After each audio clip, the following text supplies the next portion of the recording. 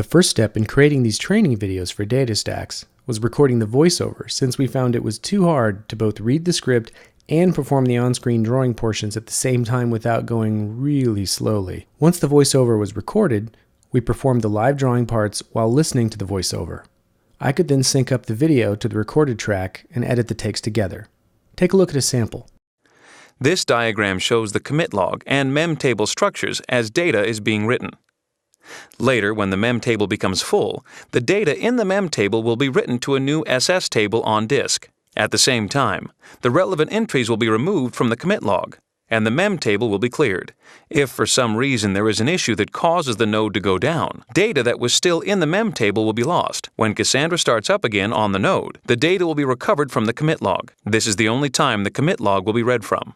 Switching back to the current write, the coordinator node is waiting for a response from the replicas. Depending on the consistency level, the coordinator may not need to wait for replies from all of the replica nodes before it can tell the client that the write was successful.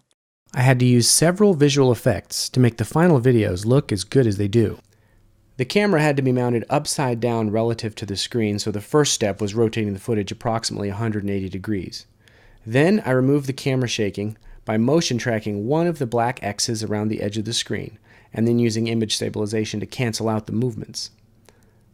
I put the screen capture layer on top of the camera footage, and then set the blend mode to multiply with an opacity setting of 90%, which I thought looked better than 100%.